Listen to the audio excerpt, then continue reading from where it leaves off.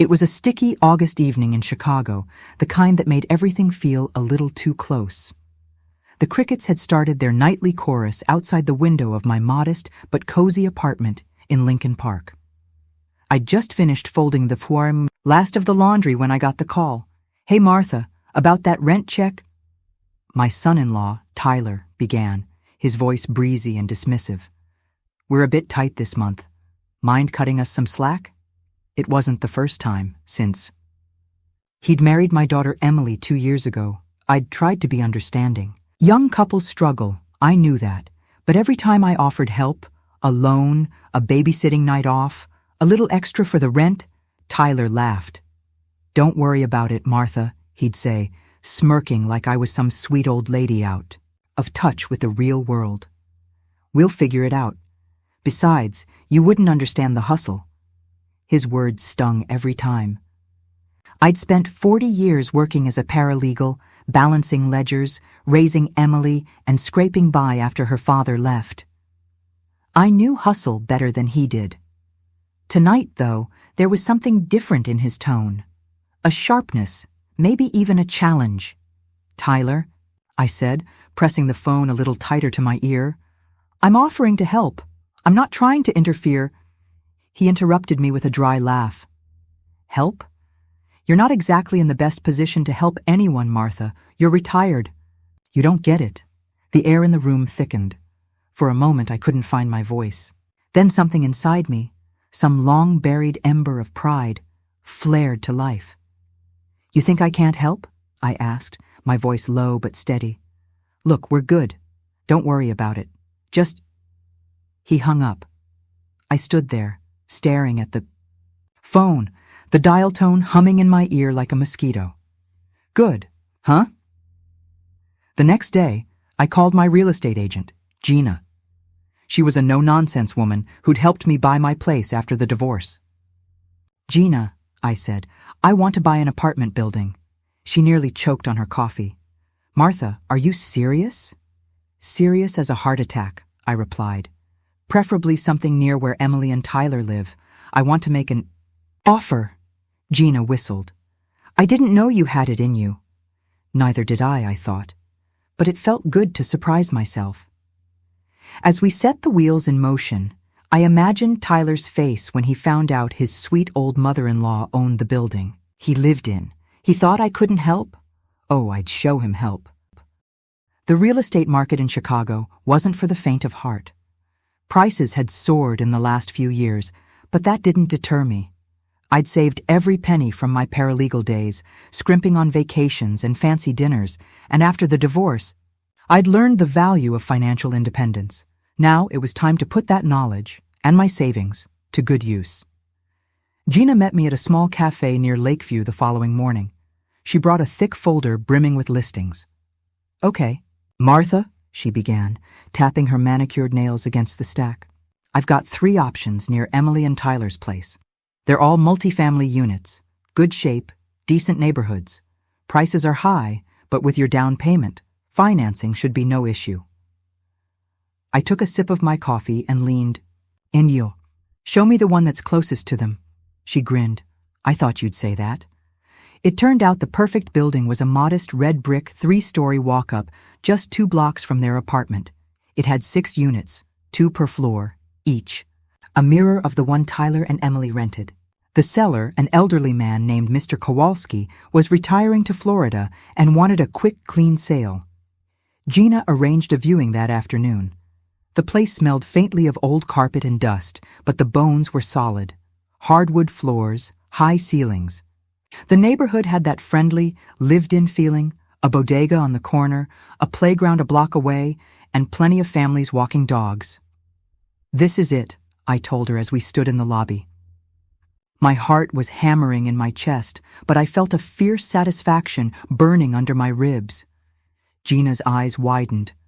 "No hesitation?" "None." Within a week, the paperwork was signed. Mr. Kowalski was so eager to retire that he accepted my offer without countering. Didn't even need a mortgage. Decades of thrift and discipline had left me with enough to cover the purchase outright. The day I signed the final document, I sat in the small kitchen of my own apartment, the evening sun casting golden stripes. Across the linoleum, I thought of Tyler's smirk, his dismissive tone. I'd just become his landlord. The next step was the letter. I typed it up carefully, wanting to strike the right tone, firm but not vindictive. Dear Emily and Tyler, I hope this letter finds you well. As you may know, the ownership of your apartment building has recently changed. I am now the owner.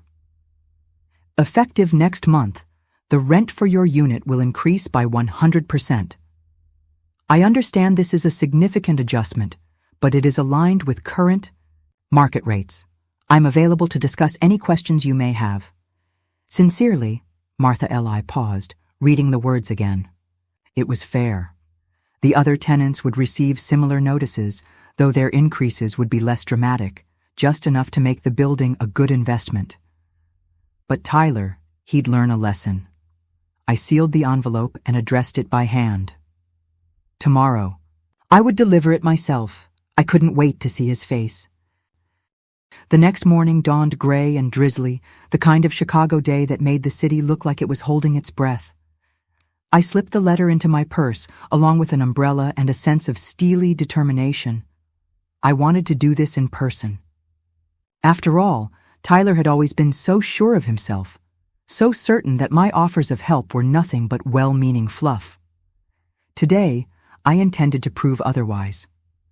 Emily and Tyler lived in a narrow brick walk-up on a quiet street lined with row houses and the occasional flowering dogwood. I'd seen it 100 times before.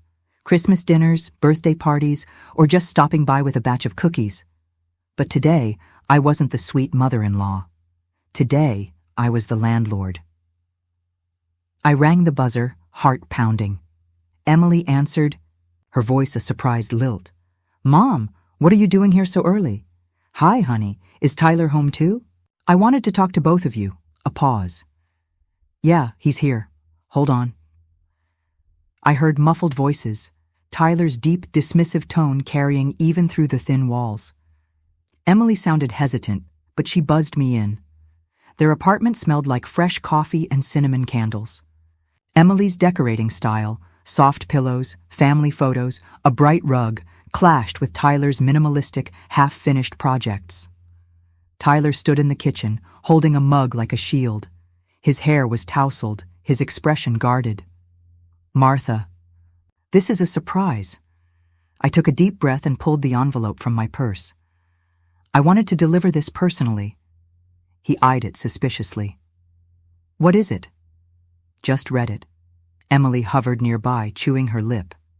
She looked between us like she wanted to disappear. Tyler tore open the envelope with exaggerated care, his eyebrows arching as he scanned the letter. A moment later, his face turned from confused to livid. You're raising the rent? By double? He let out a humorless laugh, the same one that had grated on me so many times. You're joking, right? No, I said calmly. I'm your landlord now. And this is the new rate, effective next month. He scoffed. You can't do that. That's legal, I cut in. I've checked with my lawyer. It's within market rates. And let's be honest, Tyler, you've been paying below market rent for years. Emily's eyes filled with tears. Mom, why would you do this? We can't afford it. My heart clenched, but I kept my voice steady. Emily, I offered to help you both so many times. Tyler refused me. He thought I had nothing to offer. Tyler's jaw tightened. This is revenge, then? Because I didn't want your charity? I shook my head slowly. No, this is a lesson. You laughed at me, Tyler. You underestimated me. Maybe next time you'll think twice before dismissing someone just because they're older or a woman. Silence fell between us. Rain pattered softly against the windows. Tyler's face was a mix of rage and disbelief. Emily looked torn, her hands trembling as she held a dish towel. I felt a flicker of guilt. This was my daughter, after all. But I also felt a deep satisfaction. For once, I wasn't the one being dismissed. I'll give you both time to figure things out, I said, my voice softening just a little. But the rent increase stands. I'm not doing this to hurt you, Emily. I'm doing this because sometimes the people who think they know everything need a reminder that they don't. I turned and let myself out, the door clicking shut behind me. As I walked down the steps, I felt a cool breeze on my face. The rain had stopped, leaving the world fresh and clean. Sometimes it takes a little rain to wash away the dirt. A week after I delivered the letter, I found myself at the local grocery store, pushing a squeaky cart down the aisle with more energy than I'd felt in years. Every time I thought about the look on Tyler's face, I felt a twinge of satisfaction, a tiny rebellion against every time I'd been underestimated, every time my voice had been ignored. But the feeling wasn't all triumph. A pang of guilt gnawed at me, especially when I pictured Emily's tearful eyes. I loved her fiercely, more than anyone in the world. I'd spent her entire childhood trying to shield her from disappointment, from life's sharp edges. Now I wondered if I'd become the sharp edge she'd always feared. Lost in thought, I almost missed the voice calling my name. Martha. Martha L.? I turned and found myself facing Clara Jennings, a neighbor from my building. She was a spry woman in her early 60s with a shock of gray hair and an infectious smile. Clara, hi, I said, forcing a smile. I heard through the grapevine that you bought a whole building, she said, eyes wide with admiration. Is it true? I hesitated. Yes, it's true. She leaned in conspiratorially. That's incredible. I've been stuck renting from the same grumpy landlord for 15 years. He never fixes anything. You must feel so powerful. I let out a small laugh. It's complicated. She patted my hand. Don't feel bad, honey. You're setting boundaries. We women spend too much of our lives putting others' needs ahead of our own. Her words hit me harder than I expected. After she left, I wandered the produce section, choosing tomatoes and cucumbers without really seeing them. Clara was right. I'd spent decades being the peacemaker, the fixer, the helper. Maybe this was my time to stand up and remind myself, and Tyler, that I was still a force to be reckoned with. Later that evening, my phone buzzed with a message from Emily. Emily, Mom, can we talk? I feel like everything's falling apart. I stared at the screen, my heart heavy. Part of me wanted to shield her from all of this, to sweep in and solve her problems like I always had. But another part, the part that had signed that letter, knew she and Tyler needed to learn to stand on their own feet. I typed back slowly, "Of course, sweetheart. I'm here for you. Let's meet tomorrow for coffee." When I arrived at the cafe the next morning, Emily was already there, looking small and fragile in a corner booth. Her hands cradled a chipped mug, her eyes red from crying. "Mom," she whispered, her voice breaking. "I don't know what to do. Tyler's so angry all the time. He's looking for a new place, but we can't afford anything. We might have to move back in with his parents." My chest tightened. I reached across the table and squeezed her hand. "Emily, I know this is hard, but you're stronger than you think. And Tyler, well, he might need this push. Sometimes people don't appreciate what they have until they're forced to fight for it." She sniffled. I feel like I'm stuck between you and him, like I have to choose." My heart broke. "You don't have to choose, honey. I love you no matter what. But I won't let him treat me like I'm invisible. I won't let him dismiss me. I need you to understand that." Tears streamed down her face. "I understand, Mom. I just wish it didn't have to be like this." I sighed, feeling the weight of every choice I'd made. "Me too, sweetheart. But sometimes standing up for yourself means standing alone for a while. I promise. Things will work out in the end." She nodded, though her eyes were filled with uncertainty. As I watched her sip her coffee, I realized the ripples from my decision were reaching further than I'd imagined. I had wanted to teach Tyler a lesson, but now I wondered if the real lesson was for me, that strength sometimes looks a lot like loneliness, and that even the right choices can leave a mark. The days after my conversation with Emily felt heavy, like the humidity that clung to the air during a Chicago summer. I tried to distract myself with small routines, watering my potted plants, reorganizing my linen closet, even reading an old mystery novel. But the tension with Emily and Tyler sat in my chest like a stone. One morning, while I was finishing my second cup of coffee, Gina called. "Morning, Martha," she chirped. "Just checking in. How's the landlord life treating you?" I let out a humorless laugh. "It's complicated." She paused. "It always is. But listen, I have some news. One of your other tenants, apartment 2B, called to say they're moving out. They found a cheaper place across town." I felt a pang of worry. "That's the couple with the baby, right? The one I always see on the steps?" "Yeah, them. Look, don't beat yourself up. Rent increases are part of the business, but if you want, I can help find new tenants." "Thanks, Gina. I'll think about it," I said, the phone suddenly feeling too heavy in my hand. As I hung up, I felt the weight of what I'd done. It wasn't just about Tyler anymore. It was about real people, families, children, caught in the crossfire of my pride and his arrogance. I decided to stop by the building later that afternoon, partly to check on things and partly to see if I could catch Tyler or Emily at home. I wanted to explain myself again, though I doubted Tyler would listen. When I arrived, I found the hallway empty and quiet, the scent of old wood polish clinging to the air. I climbed the stairs and paused outside their apartment, listening for voices. Nothing. I knocked softly. After a moment, Emily opened the door, her face pale, dark circles under her eyes. "Hi, Mom," she said, her voice tired. "Hi, sweetheart. Can I come in for a minute?"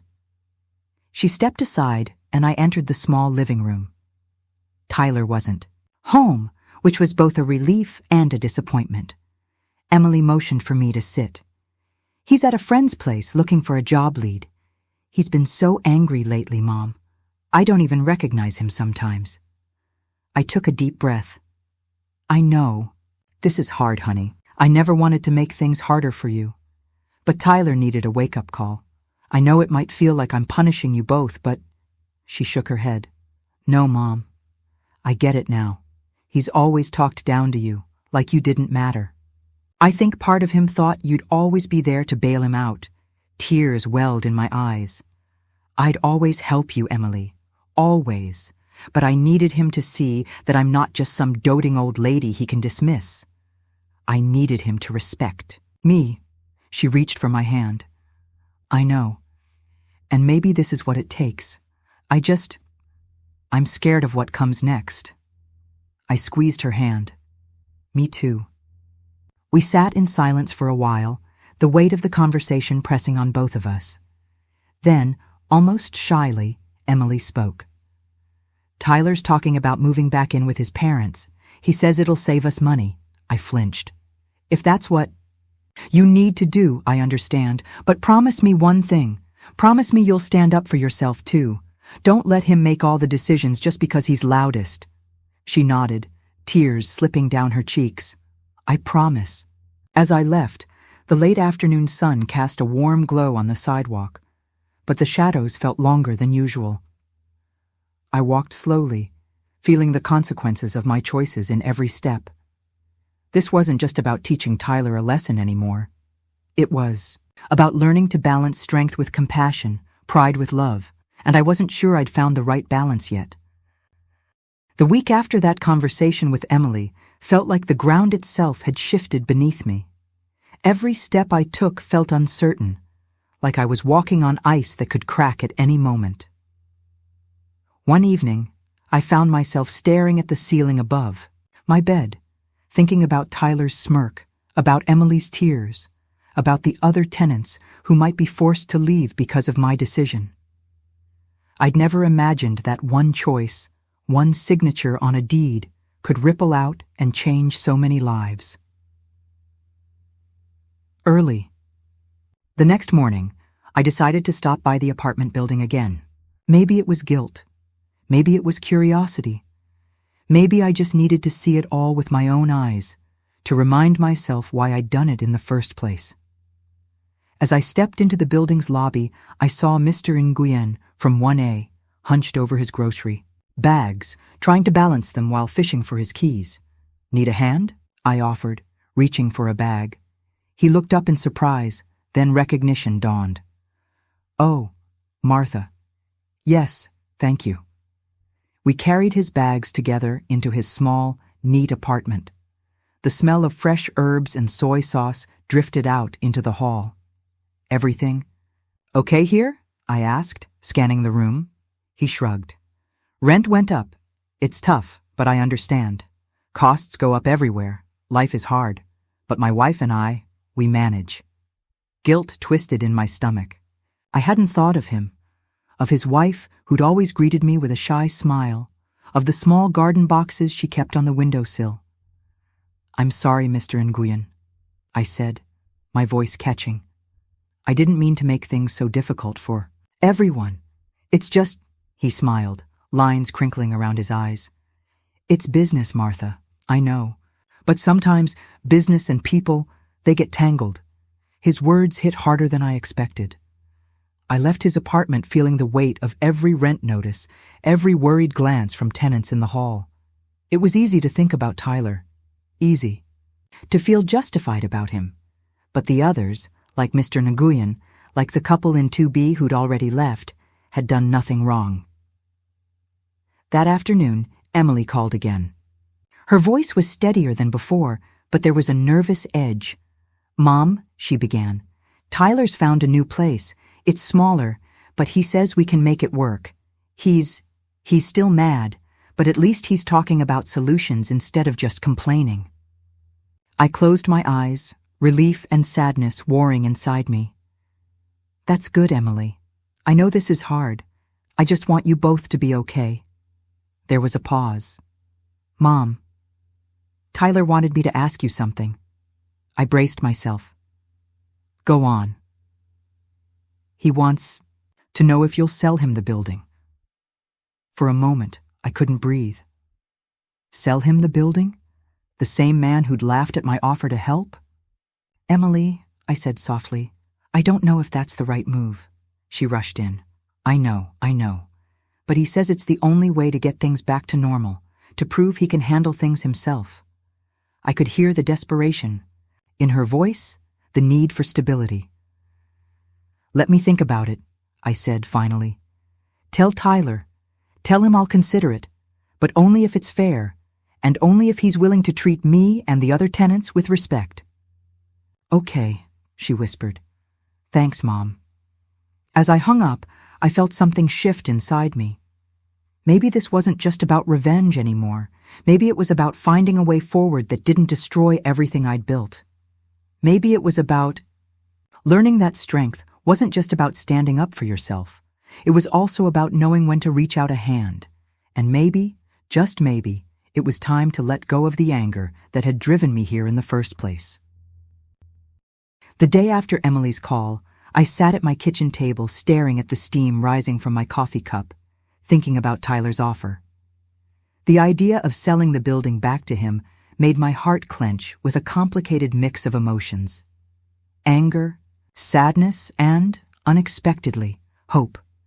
Maybe this was the bridge we needed. Maybe this was the chance to turn a battle into a truce. I called Gina, who picked up on the second ring. "Hey, Martha. How's landlord life treating you today?" I exhaled. A long breath. "Complicated, as always. Listen, I need some advice. Tyler, my son-in-law, wants to buy the building. He thinks it's the only way to make things right with Emily and to show he's responsible. Should I even consider it?" Gina whistled softly. "That's a twist. Does he have the means to buy it?" "I doubt it," I said, stirring my coffee absently. "But he's stubborn. He might find a way." Gina paused. "Martha, this could be a good move, but only if it's on your terms. He treated you like a doormat before. Don't let him do it again. This is your asset. Don't hand it over just to smooth things over. I nodded, feeling the strength in her words. You're right. I need to do this for the right reasons. Later that afternoon, I called Emily and asked her to bring Tyler to my apartment so we could talk face to face. When they arrived, Tyler looked worn but determined. His eyes darted around the living room, taking in the photos of Emily's childhood, the plants I'd carefully nurtured over the years.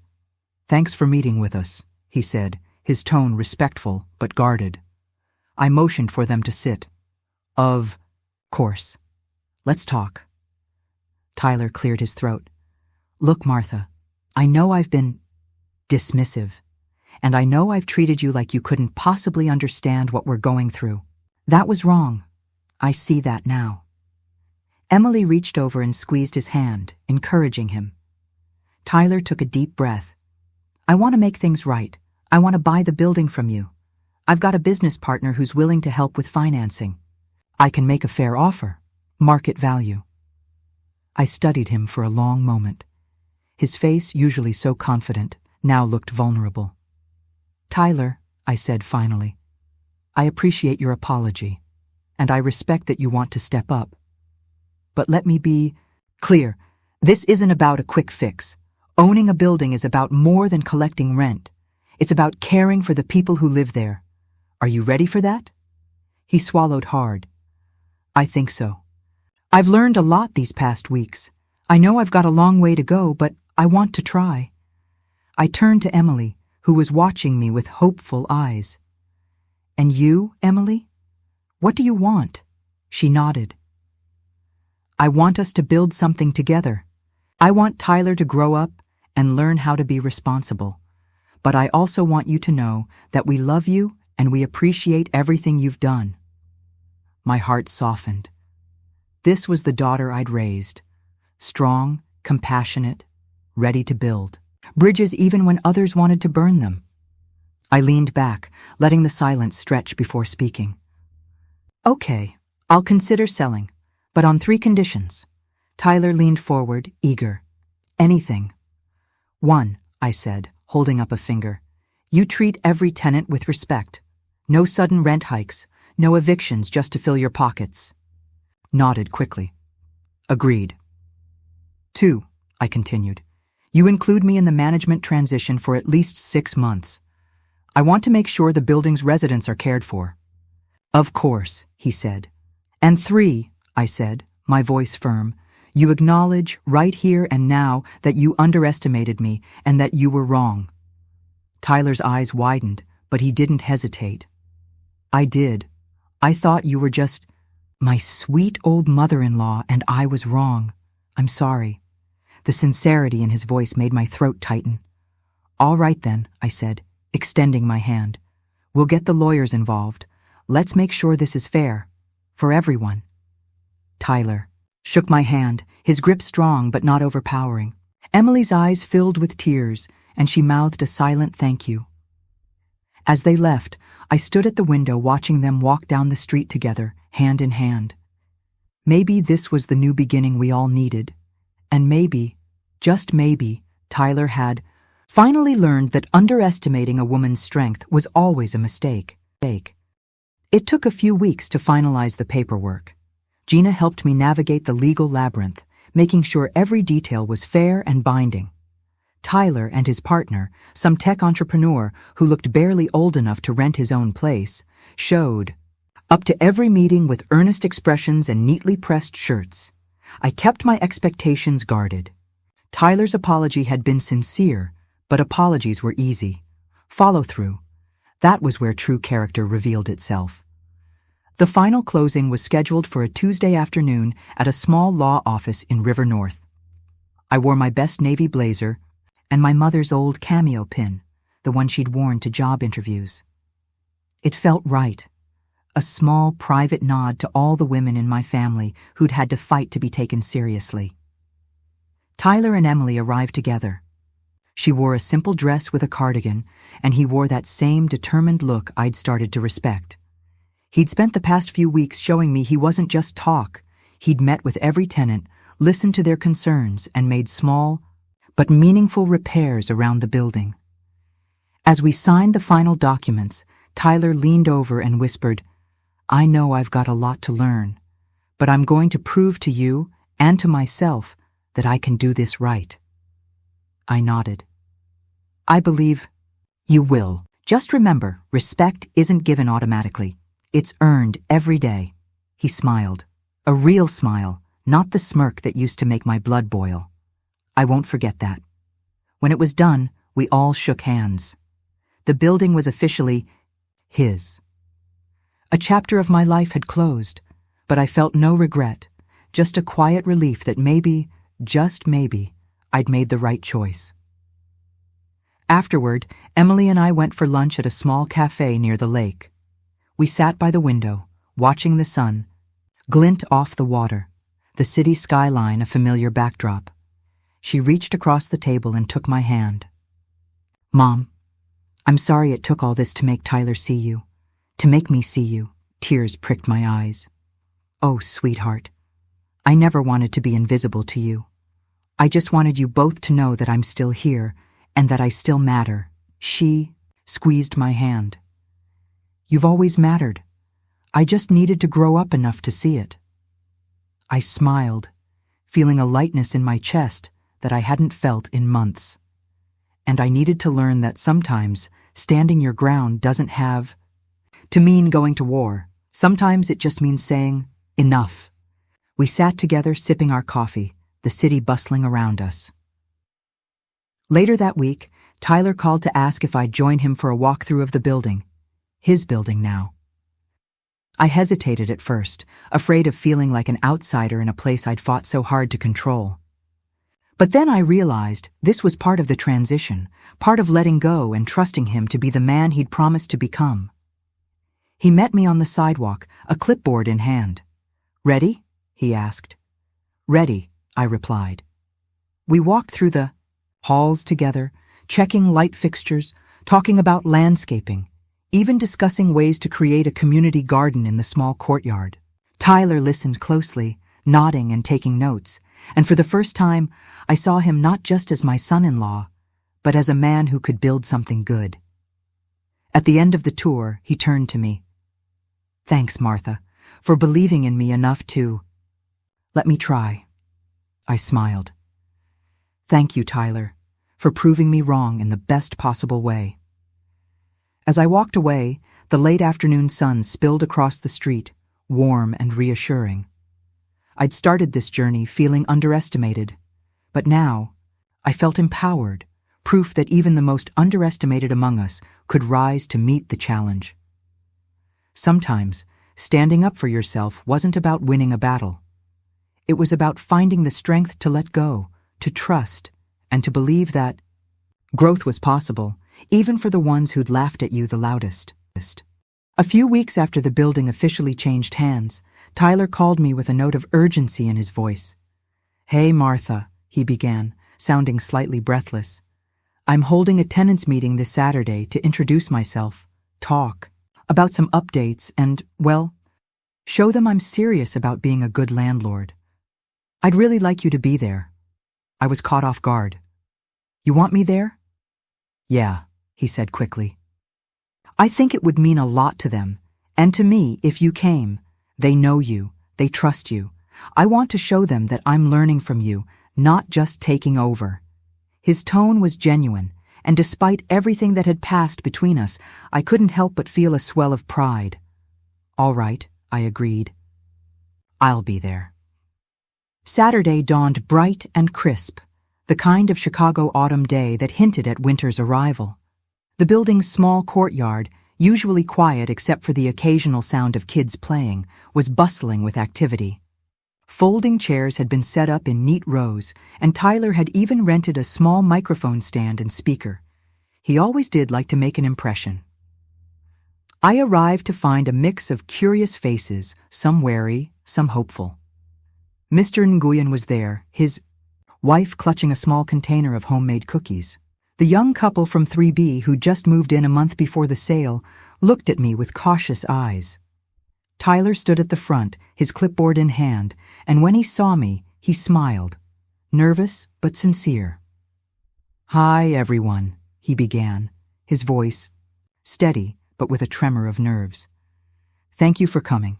I know change can be hard, and I want you all to know I take that seriously. I'm not here to flip this building or make a quick buck. I'm here to be the kind of landlord you deserve." A few heads nodded. Some crossed their arms skeptically. Tyler continued, "I've spoken with Martha here, your former landlord, and I've learned a lot from her about what this building needs: repairs, respect, and a sense of community. I want to continue what she started."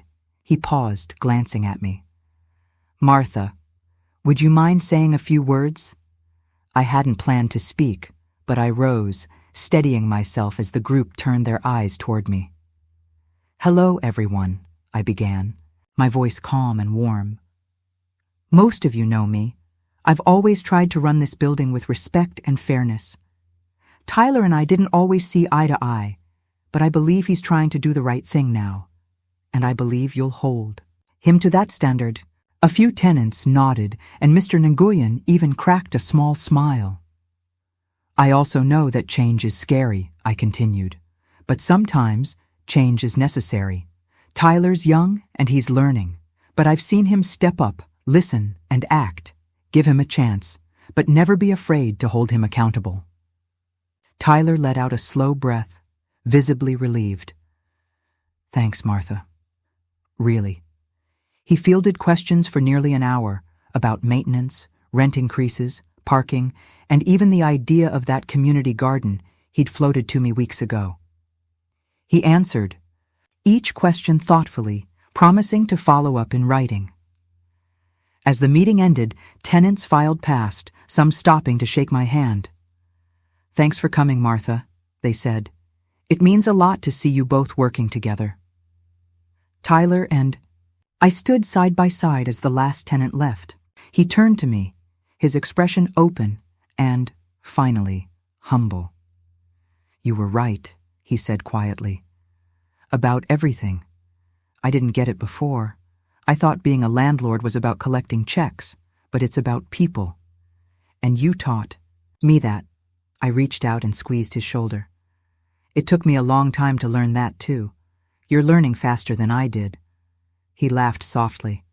"I doubt that." As I turned to leave, I glanced back at him, this man who had once dismissed me as irrelevant, and felt a strange sense of peace.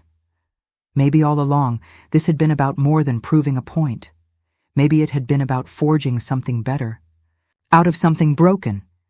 Because respect, I'd learned, wasn't something you demanded. It was something you earned.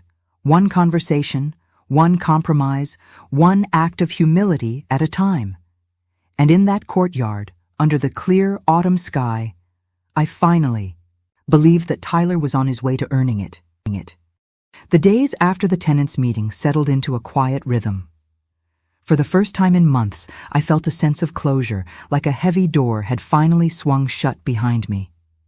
Tyler had taken over, and while I still worried about him occasionally, I saw him making an effort I hadn't expected. I started spending more time on my own projects again. I joined a local book club, took up Tai Chi at the community center, and even signed up for a painting class, something I'd always wanted to try but never found time for. It felt good to focus on myself, to remember that I was more than a mother-in-law or a landlord. One evening, I sat in my apartment with the glow of the city skyline outside my window. I'd poured myself a small glass of wine, a Friday treat, and was flipping through an old photo album. Pictures of Emily as a little girl, her bright eyes and messy hair, her tiny hands wrapped around mine. So many years of being the strong one, the reliable one. Sometimes I wondered if I'd been too hard on Tyler. Maybe I'd let my pride lead me down a path that hurt Emily more than it helped. But then I remembered the way he'd spoken to the tenants, the way he'd asked for my help at the meeting, and I knew this journey had changed him. And maybe me too. My phone buzzed on the table. It was Emily. Emily. "Hey, Mom. Tyler and I are making dinner tomorrow night. Would you like to come?" Over? I felt a smile spread across my face. Me. "I'd love to. What can I bring?" Emily. Just yourself. We've got everything else covered." I stared at that message for a long moment, my heart swelling with a quiet pride. Tyler hadn't just taken over the building, he'd started to take ownership of his own responsibilities. And Emily, she'd grown too, finding her voice in the cracks between our disagreements. The next evening, I arrived at their apartment, his apartment, carrying a small bouquet of sunflowers. Tyler answered the door, wearing an apron and looking a little awkward but proud. "Hey, Martha," he said. "Welcome." The living room looked different, brighter somehow. A few new plants, a small stack of books, a couple of mismatched throw pillows. It felt like a home now, not just a place to crash. Emily greeted me with a warm hug. "We're making pasta," she said, her eyes sparkling. "Tyler's idea. He's actually gotten pretty good at it." Tyler grinned sheepishly. "Don't get too excited, Martha. I'm still learning." I laughed. "Learning is good. I think we're all still learning." We ate together, the three of us, sharing stories and laughter.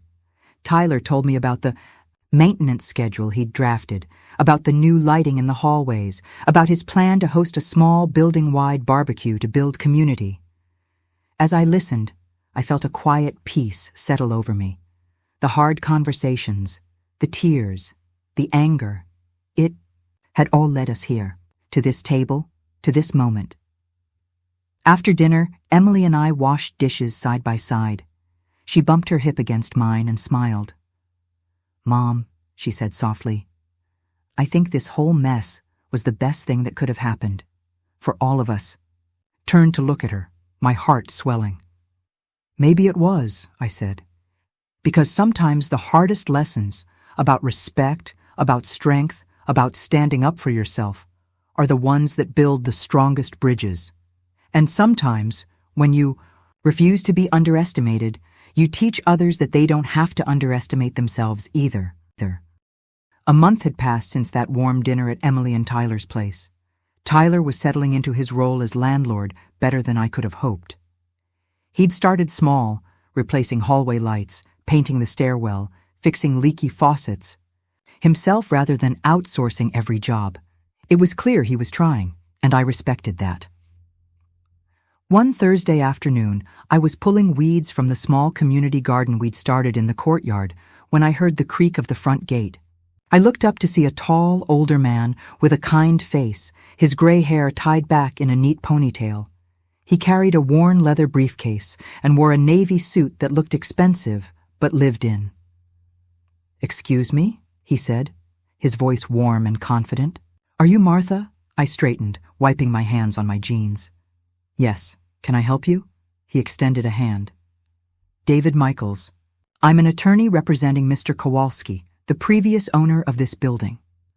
A knot of unease tightened in my chest. "Is there a problem with the sale?"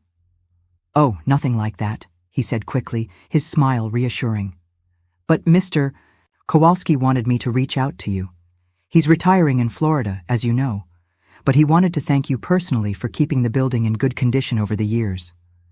He always admired the way you looked after the tenants, and he said he could tell you cared." I blinked in surprise. "That's very kind of him. I tried my best." David hesitated, then glanced around the courtyard. "He also asked me to give you this." He handed me a small, neatly wrapped package. Puzzled, I opened it right there, among the tomato plants and marigolds. Inside was a delicate gold necklace with a small pendant, a tiny key engraved with the year the building was constructed, 1924. I held it in my palm, my breath catching. "He said," David continued, "that it was given to him by his father when he took over the building, and now he wants you to have it. He said he couldn't think of anyone better to carry forward the spirit of community that this place has always had." Tears sprang to my eyes. That's incredibly thoughtful." David smiled. He thought so too. After he left, I sat in the garden with the key resting in my hand. I turned it over, tracing the worn engraving with my thumb. This place had always been more than bricks and mortar. It was laughter echoing in the hallways, the smell of dinners drifting through open windows, the sound of kids chasing each other down the stairs. It was community, connection, a place where people grew up and grew together. I thought of Tyler, of Emily, of the tenants who'd trusted me even when I'd made mistakes. Maybe I wasn't their landlord anymore, but I'd left my mark here. That evening, I called Emily. "Sweetheart," I said, my voice trembling a little. "I got the most wonderful gift today from Mr. Kowalski. A necklace with a key. The year. The building was built." "That's beautiful, Mom," she said softly. "What are you going to do with it?" I smiled, feeling a deep warmth in my chest. "I think I'm going to give it to you, Emily. This building, it's been a part of our family's journey, and now it's yours too. I want you to carry forward that sense of community." There was a pause on the line, then a quiet sniffle. "Mom, I don't know what to say." "Say you'll keep building the community," I said, my voice steady. "Say you'll remind Tyler every day that a home isn't just about paying rent. It's about caring for the people who live there." "I will," she whispered. "I promise." As I hung up, I looked around the courtyard, feeling the ghosts of laughter and conversations long past. Maybe I hadn't just taught Tyler a lesson. Maybe I'd taught myself one too, that sometimes the strongest thing you can do is let go, trusting that the seeds you've planted will keep growing even without you there to tend them every day. The days grew shorter, the Chicago air turning brisk with the promise of winter. The community garden's tomatoes had withered in the chill, and the last marigolds bent their heads like sleepy children. I'd spent a good part of the fall tidying, up the garden, pulling weeds and composting what was left. It felt like saying goodbye to an old friend. One crisp Saturday morning, I bundled up and decided to take a walk around the neighborhood. As I turned the corner near the apartment building, now Tyler's building, I saw him outside on a stepladder, patching a crack in the stucco. His hands were smudged with white plaster, his hair tousled. He looked up and grinned when he saw me. "Hey, Martha," he called. "You got a minute?" I smiled, stepping closer. "Always." He climbed down carefully and wiped his hands on a rag. "I wanted to show you something." He led me inside to the front lobby, where a fresh coat of paint brightened the once drab walls.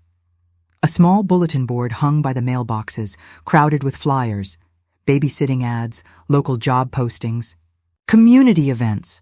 "I thought it would be good to have a place where tenants could connect," Tyler said, a little sheepish. "Like you always did, you know, checking in on people, making sure they felt like part of a community." My chest swelled with pride. "That's a wonderful idea, Tyler. I'm glad you're making this building your own." He hesitated, then met my eyes. "Martha, I didn't understand before. I thought you were just meddling. But now, I see how much you cared. You didn't just own this place. You belonged to it." Tears threatened, but I blinked them back. "Thank you, Tyler. That means a lot." He smiled, then reached into his pocket and pulled out a small, neatly wrapped box. "Emily and I wanted you to have this." Curious, I opened it and found a delicate silver charm bracelet. Hanging from it were tiny charms, a house, a key, a heart. "For being the heart of this place," he said, "and for reminding us that strength isn't just about money or ownership, it's about community." I hugged him, feeling the warmth of his embrace. It was the kind of hug I'd wished for at the beginning, when he'd laughed at my offer to help. That evening, Emily called. "Mom, Tyler told me you stopped by. He said you were proud of him."